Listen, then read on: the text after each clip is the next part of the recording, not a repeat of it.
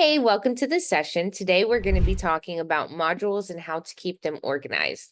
Things are getting a little bit tougher as we progress, but I know you got this. And as always, I am not here to just teach you. I'm here to help you understand your CRM better so you can get the best use out of it.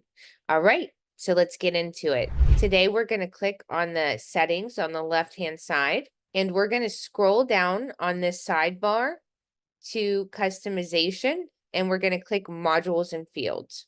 So this is going to show us all the modules that we have in the system. So that way we can manage them better instead of going one by one. And so this is really beneficial to know how to do this because you want to keep things in your system in an organized way so that you're not overwhelmed with things that you don't use anymore, or they're in an order in which it doesn't really serve you while you're working on your day-to-day.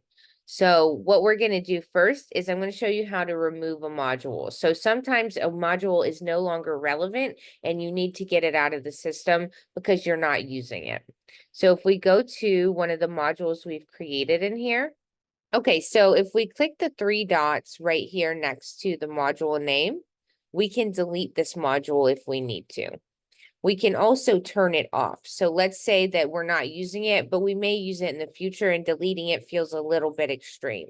We have this button over here that we can toggle on and off. So if I click off, then we won't see that module when we're using the system. So I do think that just turning the module off is a better option than completely deleting it, because you never know. You don't want to lose the data that you already had in that module, and you never know when you may need it again.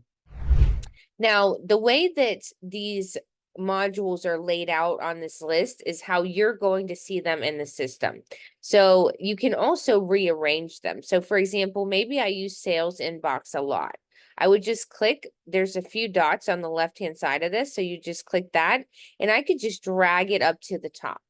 So now I will see sales inbox at the top of my list instead of all the way down here in the middle. So you can rearrange the modules as well. The last thing that I'm going to show you is you can create a new module. So let's say that you are a real estate agent and you need a module for your properties.